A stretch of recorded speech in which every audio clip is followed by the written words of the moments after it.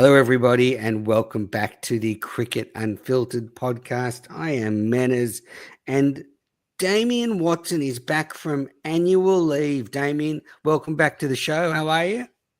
I'm good, Manners. Great to be back with you. We've actually spoken with each other on radio the last 2 Wednesdays, so it's good to see your face, because for those who are listening in, we film each other, or it's filmed, this particular podcast. So, yeah, good to see that you haven't aged at all over the last few weeks.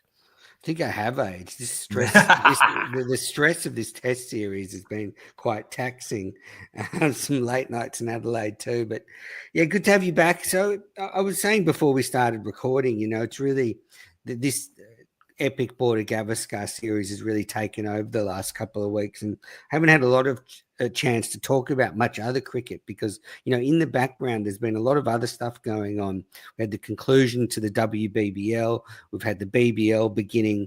Australia played an international women's series against India. They're now in New Zealand. There's been some stuff happening overseas, so it's great to have you back to talk about all this stuff. I guess we should start, though, with the test match. And, I have grave concerns about the Australian top order. They performed badly in the second innings at Adelaide again.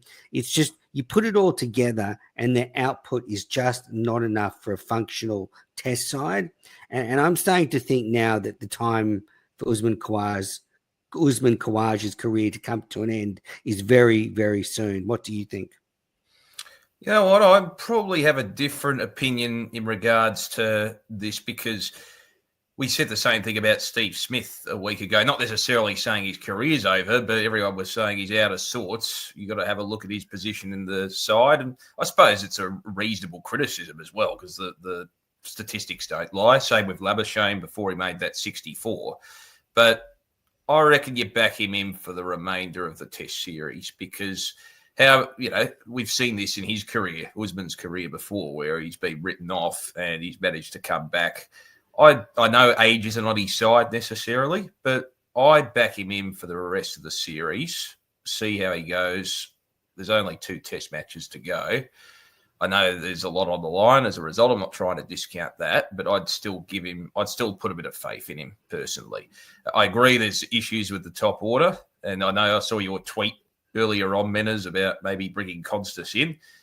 But look, how many times have we written Australian off and certain players off so far in this series, and things have turned around? I'll still stick with him, at least for the remainder of the series, personally. Yeah, I think Khawaja does get the series probably, because we know Bailey and co won't make a tough decision. They've proven that. So probably not now. No, but if you're willing to accept Khawaja gets the rest of the series, and say he fails in Melbourne, he would be prudent to announce that Sydney will be his last match.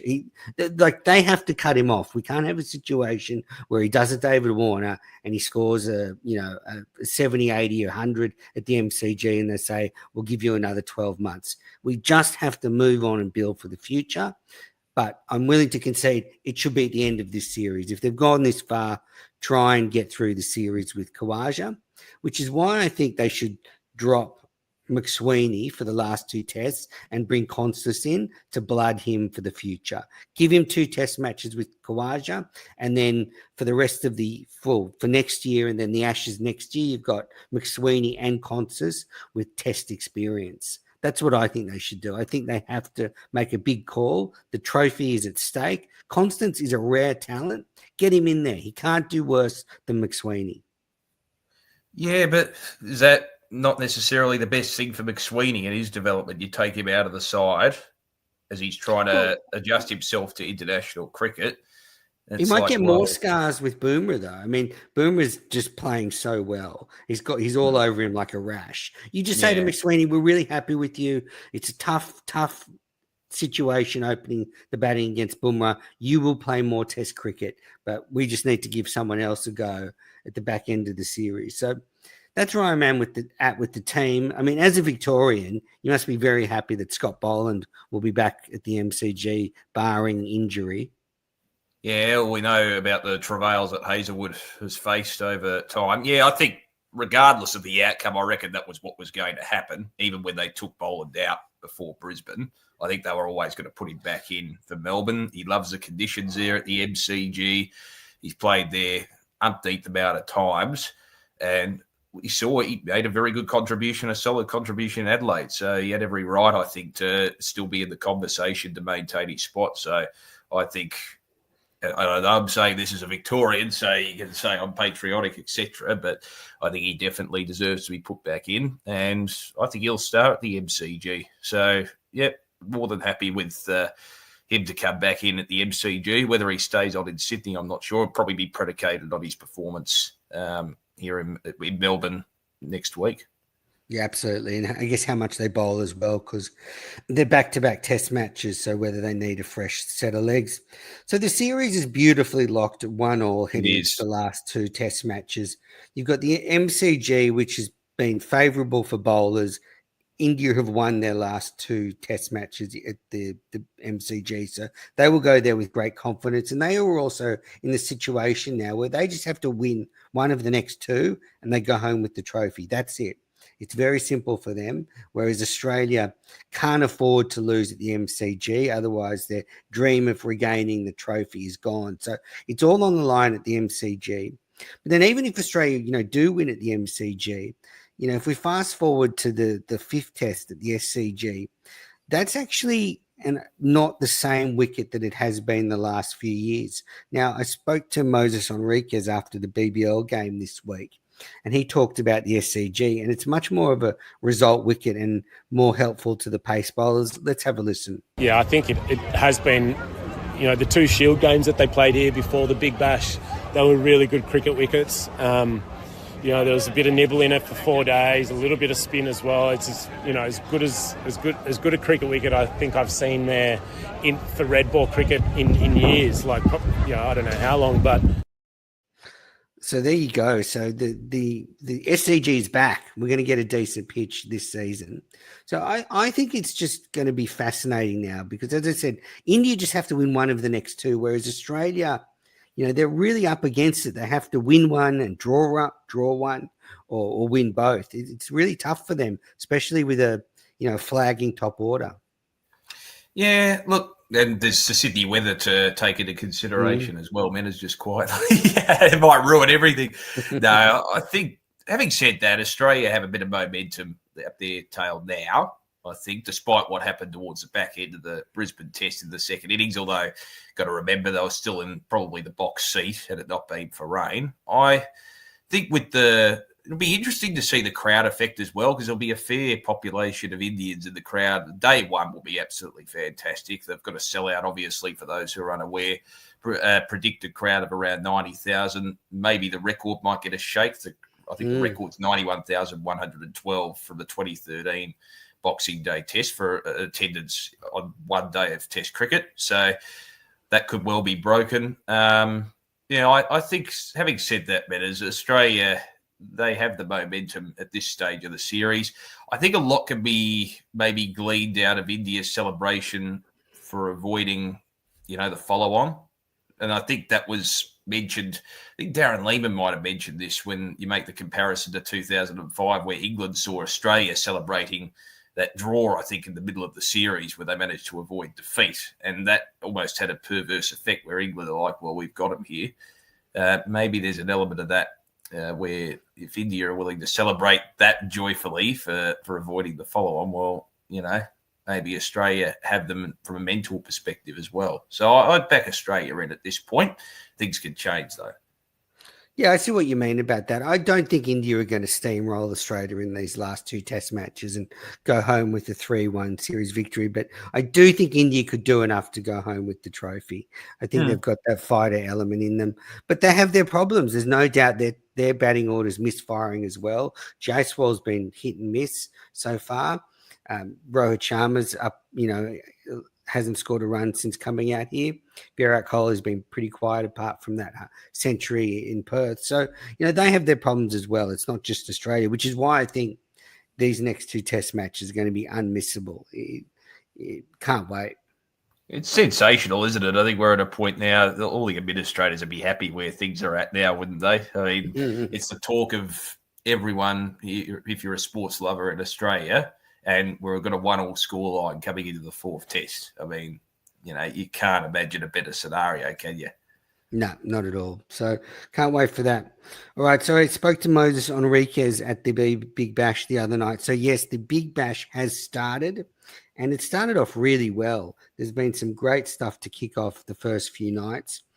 And some unfortunate injuries. Nick Maddison has been ruled out of the season for the Sydney Thunder. I'm very disappointed that he won't be playing. But the Scorchers beat the Stars in the first game.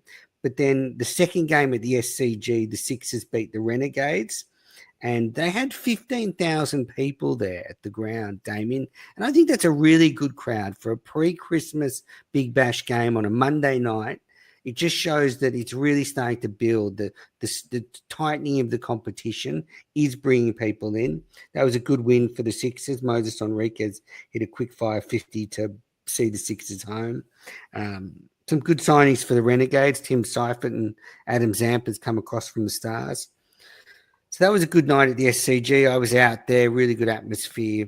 I said this maybe during the WBBL. They've really made more of an effort to make sure the crowd knows the power surge is on. So yes. They've got a lot more music. They've got signs. They've even got someone from the crowd pressing a button. It's not the button. Well, Alistair Dobson from the BBL told me the button's not quite working yet the way they want. I think they need to make it a bit bigger, that thing. But I like that jazzing up the power surge because otherwise you can miss it. Yeah, and it educates the public as well. So you can see the positional changes as soon as it comes to pass. Whereas if you're it's easy when you're watching the TV coverage, you get informed about it, but it's not so easy necessarily if you're not. And you got to remember, you try to attract a mainstream audience that doesn't follow cricket all of the time. It's good to have that explanation there and that notification there. So as we spoke of, I think it's a good thing. I think you're right in regards to the Big Bash crowds. There was a good crowd in Perth, very healthy crowd in Perth for the season opener as well. And you're right, we've seen in recent seasons the pre-Christmas crowds, it's been a bit of a slow burn to get things underway. And then probably around that Christmas to New Year period is when we start to see a peak of interest in the BBL and we start to see the crowds increase. And the last season or two, the crowds have been solid enough in January. It's a hot night often in many parts of Australia. There's not as much else to do. And then maybe when the tennis comes along, it starts to veer off a little bit again. So I think that's going to be a bit of a test to see how it competes with the tennis when we get to that point. But it's a very solid start when you consider it's pre-Christmas. Some kids are still at school, primary school at the moment, just finishing things off, and you're still getting very good crowds at this point where you look historically in the last few years, that hasn't been the case. It's always been a bit of a slow burn, I think, with the Big Bash. And it will build. I think there's no doubt it's still coming off a lower pendulum, but it's higher than what it's been in previous seasons. So I think the administrators would be very happy. And I think they've marketed it reasonably well as well. And I think it does help that we've got an absorbing test series too. That means cricket's on the minds of a lot of people. And that's where the two can complement each other. I think that's one of the advantages. Yes, you've got scheduling issues. You're not necessarily seeing the best Australian players in this Big Bash competition. One positive to it is if you've got an absorbing test series, it does complement the interest in the T20 competition. Yeah, absolutely.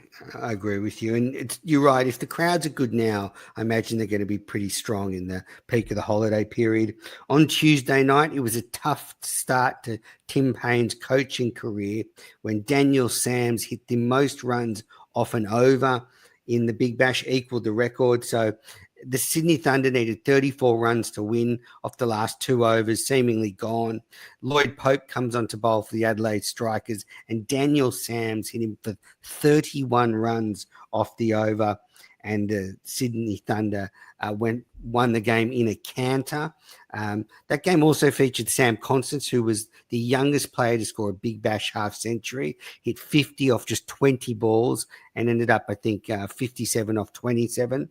So he played beautifully. He really announced himself, and he's in great form. That's why I think he needs to be at the Boxing Day test. But that was a thrilling game. And, you want those close games sort of early in the comp, Damien, to just get the TV audience in as well. I mean, that was really exciting. When Daniel Sams took apart Pope, I think it was 3 6s, 3 4s, and a wide in the over. That was thrilling viewing. It certainly was. And you mentioned Sam Constance there, and there's been a lot of talk about his test capabilities. I think off the back of that performance, we can start to analyse what he can produce. And I know T20 internationals are not necessarily talked about in the same vein of importance as other formats of the game, but we have T20 World Cups that we plan for as a country. Imagine what sort of impact he can make in that format of the game as well. I think that's probably been overlooked in a way. Absolutely. So he's a very attacking player. I think that's a positive as well going forward. He's got a bit of charisma about him. So I think it's encouraging that he's doing that at such a young age as well. He's got the confidence, and that probably feeds into the longer format of the game as well. He doesn't veer away from his natural game. We see Travis Head. He announced himself, didn't he, through the Big Bash going back almost a decade ago. And look how well he's going consistently at test level. I know it hasn't been always the easiest ride for him, but if he can produce a bit of consistency, he can be a similar type of player. Yeah, definitely. So this Saturday night, I'm going to the Sydney Smash, the derby. So the Sixers and Thunder both with a win to start the season. They're playing out at the Sydney Showgrounds on Saturday night, so can't wait for that.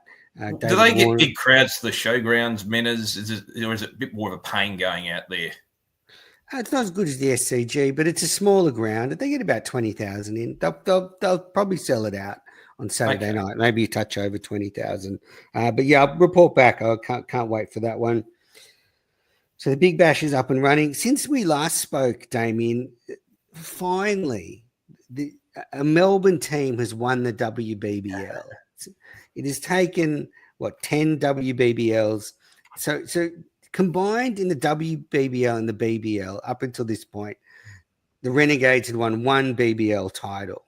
Yes. Well, now they can add a WBBL title. The Renegades won at the MCG. They beat the Heat. So they're the first Melbourne team to win it. The Stars lost the final a few years ago. Fantastic win for the Renegades. Bottom of the table last year. Started this season pretty poorly, but then led by Sophie Molyneux, just stormed home in a canter. Hayley Matthews had a good season, especially at the end as the overseas player. And in the end, fairy tale win. They secured top spot on the last weekend and then won the final in front of, almost 6,000 people. Yeah, I think they'd be a bit disappointed with the crowd, personally. I think they got about 5,800. And you never know. They might have included, some of the delegates as part of that total as well. Yeah. I think they would have been a bit disappointed with the crowd when you consider Menners. I think last year at the Adelaide Oval, when the Strikers won in front of their home fans, they got, I think, around the 12,000 mark. And then a couple of seasons prior, during COVID, the Perth Scorchers attracted over 15,000 to their WBBL final against the Strikers that year, to only get about 5,000 to 6,000 at the MCG.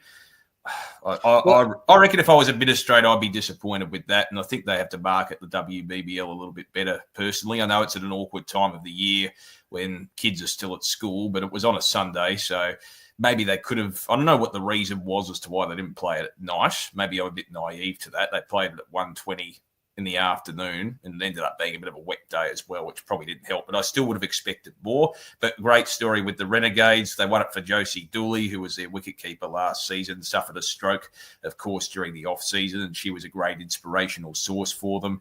And hopefully she gets better. It looks like her recovery is progressing well. And just reward for Simon Helmet. He's been in the role for the last few seasons, probably would have felt the pressure to stay on. They needed a bit of success, and he provided it. Having worked with him in the past, Meadows, he's a very team-orientated person and a very good person at that. So really happy for him. And, yeah, I think you're right about Hayley Matthews. She probably proved to be a big factor. I know she's been part of the lineup the last couple of seasons, but really did star well. And Deandra Dotton was a good addition, even though that run-out was terrible during the final, but had a pretty good season overall. And it's interesting, isn't it? They didn't make too many changes to their squad. And it was the same with the Strikers, where they didn't make too many changes. They come off the back of winning 2 titles in a row, and they finished towards the bottom. So it shows you it's fickle, but it's also a pretty even competition. You're just going to be in form at the right time. Yeah, absolutely. Interesting one with the crowd, because the Renegades, were marketing the game for a while. The reason they've gone with this format is to give whoever hosts the final, almost a week to basically market the game, and yet they weren't able to drum up a big crowd. I still think Melbourne, how close, how much does the community identify with those WBBL teams? I think that's what I'd find worrying if I was the administrators, not just the crowd itself, but also the fact that it shows maybe a lack of identification between the Melbourne community and the two BBL teams, and especially the WBBL team. So I do think it was the right thing to play at the MCG. Yeah, I do too.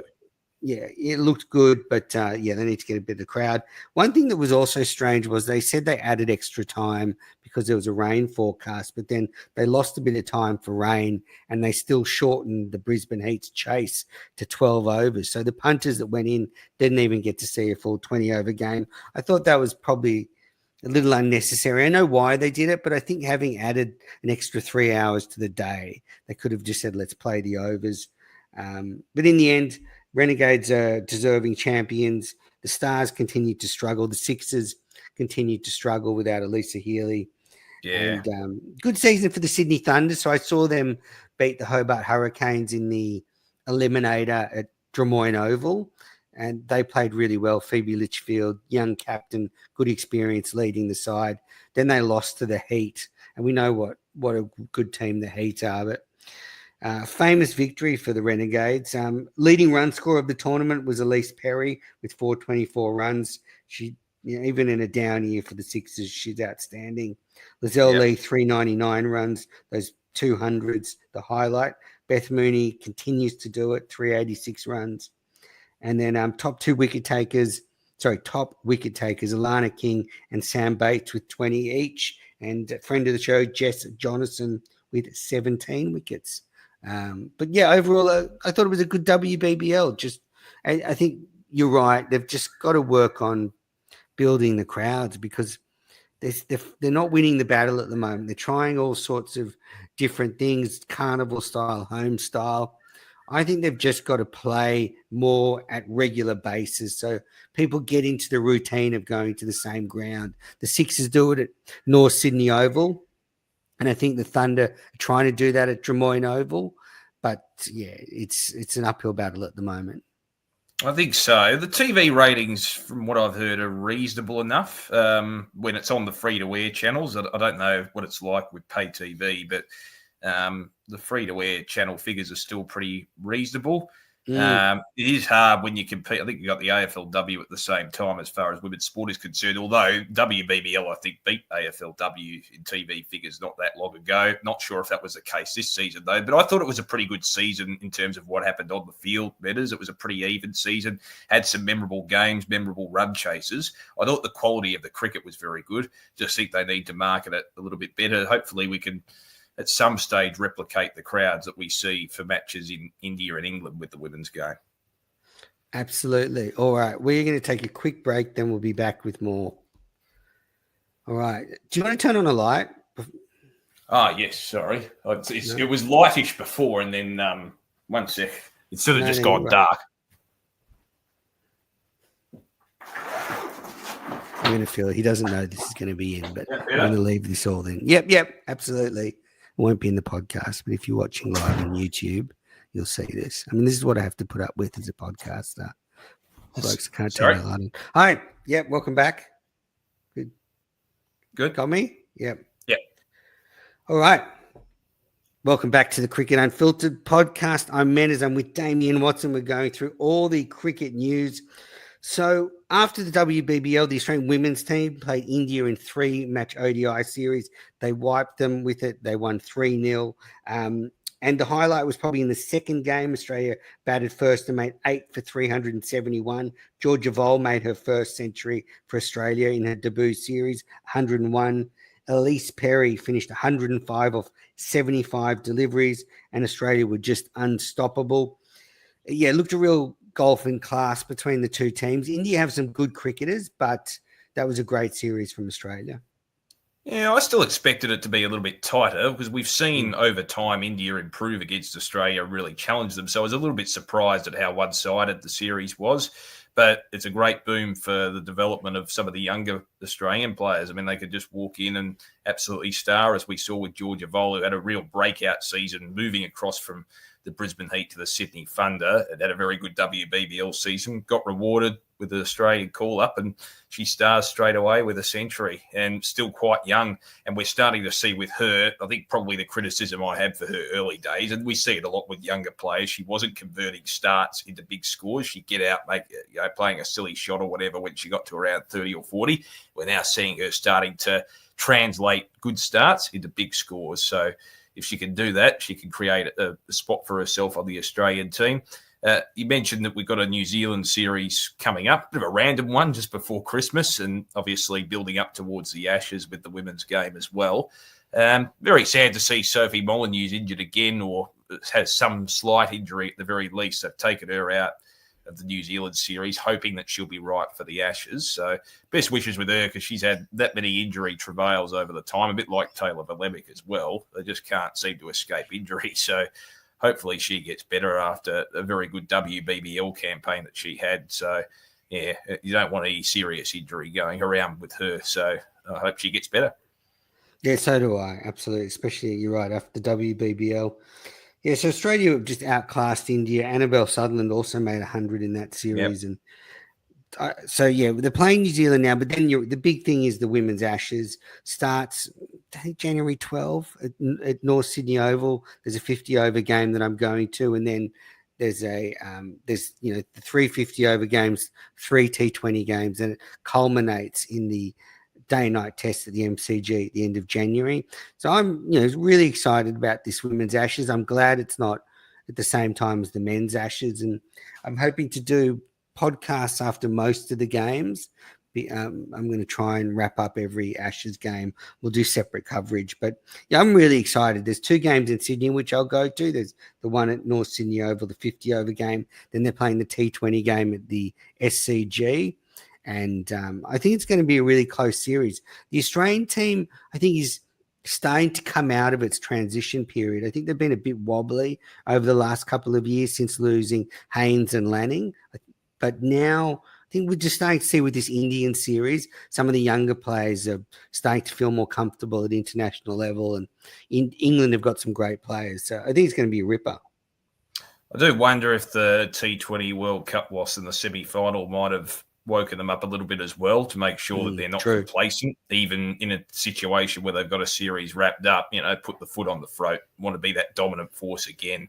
So maybe that might have helped things as well. Although you can have a bad, I know you were critical of the Lisa Healy comment after the game where she said, well, we just had a bad game, and sometimes it happens, but maybe it was a situation where it was a bad game in that T20 World Cup semi-final. Maybe that could be a good fillip for atonement for them. It'll be interesting to see how much interest is gauged with the Ashes, because you're right, it's not at the same time as the Men's Ashes, which is good. But having said that, they've got to compete with the BBL.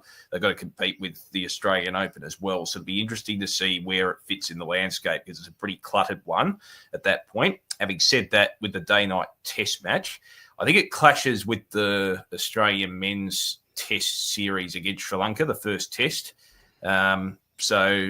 But yeah, I think there'll be excitement in going to an MCG day-night test. I think there'll be a lot of punters in Melbourne that turn up, and I also think it'll be interesting because England, the crowds were really big for the last Women's Ashes.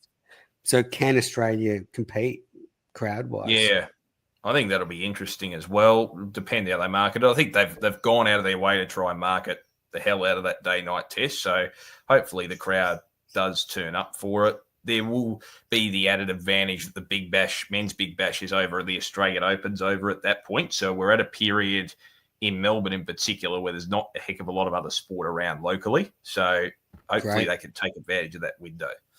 Fantastic. With some more local news, I don't know if you saw, but the Australian Cricket Awards, the Alan Border Medal and Belinda Clark Medal, will be held, but none of the Australian Test players will be there because they'll be over in Sri Lanka. And Nick Hockley, the CEO of Cricket Australia, said there just wasn't a date where it all worked out because of the international schedule. You've obviously got to wait till the Big Bash finishes, you got to try and wait till the international summer finishes. And we just talked about the Women's Ashes is still going on. And he said, and you can't wait forever. You can't do the Australian Cricket Awards in June because no one will watch them in the middle of the footy season. So I think it's a strange situation, but to me, it just shows how cluttered the cricket schedule is, that they just couldn't find a night. Yeah, I know. We've seen in the past, was it around 20 odd years ago, it's always complicated when they go to Sri Lanka because it happens right off the back of the Australian summer, doesn't it? Still technically within the Australian summer. I remember 2004 when they had the Allan Border Medal night. I think they were on the plane virtually the next day to Sri Lanka for that series. It was a one-day series and then a test series. So it was even a battle back then to find the time, but they did. It was probably less cluttering because you didn't have a Big Bash back then. So I think he was right, though. There wasn't really a night where you could actually say that everyone's free. So, but without any of the big name test players there, it does diminish the night, I think, a little bit personally. Oh, absolutely. It's going to be very strange to see the test player of the year like dial in probably from Sri Lanka. But anyway, I don't think it's a big deal. I think a lot of people don't even know that night even goes on. Probably saves them money as well, Menace.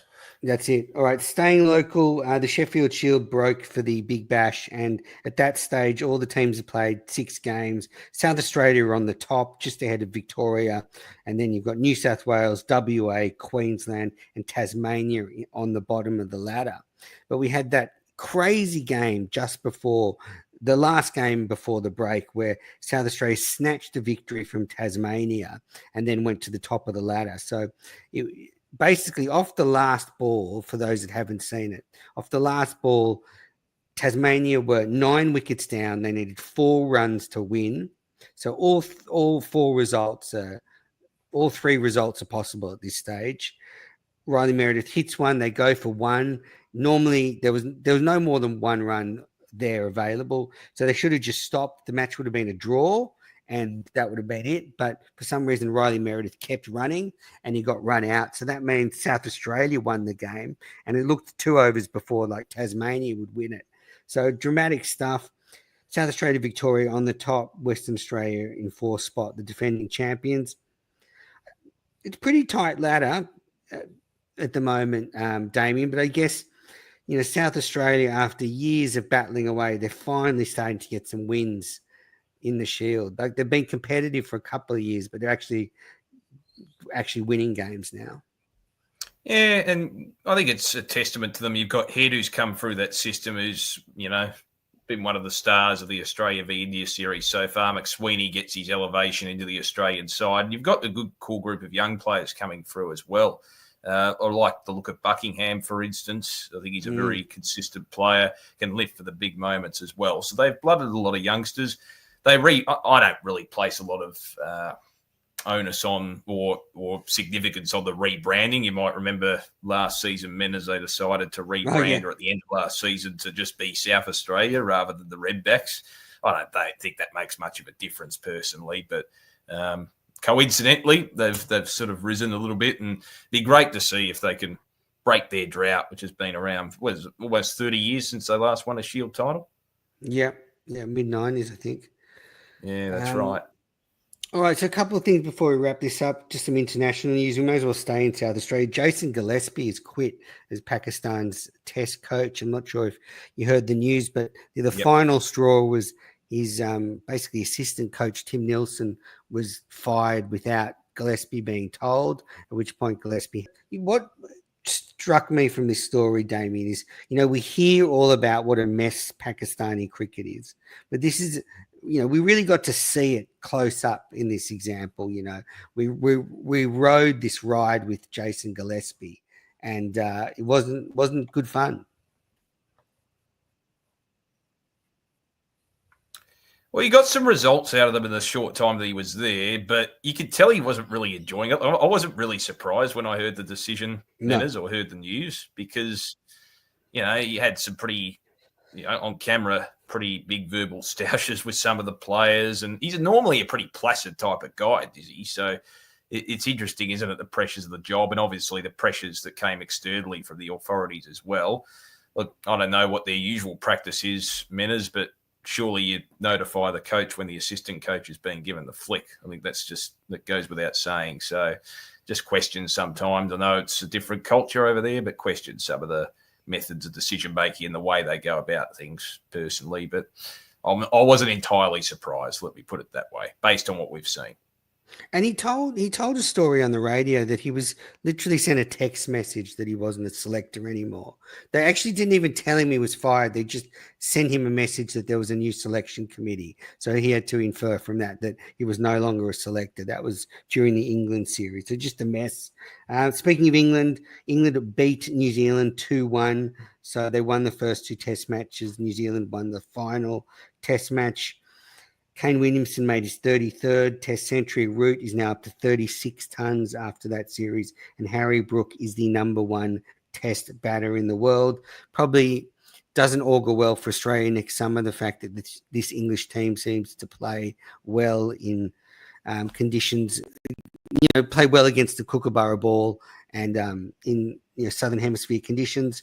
And Tim Southey pulled the plug on his test career for New Zealand, played over 100 test matches, fell 2 sixes short of 100 sixes. He tried to hit 2 sixes in his last test innings and he wasn't successful. But he said he felt quite a bit of pressure to try and hit them before he was dismissed. But he finishes with 98 sixes at test level and a terrific servant of New Zealand cricket, been around forever.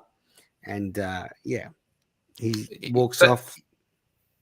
I was just going to say he's from Hamilton originally, I'm pretty sure, Tim Southey. So good to see he had that sort of farewell. I went to Seddon Park on my travels, actually, Metters. It's amazing the cricket grounds in New Zealand, how different it is to Australia, how boutique they are and how tiny they are, which, I don't know, gives it a bit of character, I guess. But they look lovely by comparison. Yeah, they do. They do. I mean, Hagley Park there in Christchurch, you're pretty much nestled right in the middle of the botanical gardens. It's quite bizarre in a way, but it's unique. So, Tim Southey. I still remember when he came onto the scene, Menners, as this young fast bowler when New Zealand were getting smashed by Australia, I reckon, in late 2008. Remember they had that 2-test series before the South African series, and he sort of burst onto the scene and people were thinking, maybe he could sort of follow in the same vein as Shane Bond when he terrorised the Australians back in the early 2000s. So very long career, good on him as well. Got the best out of himself, I think, anyway.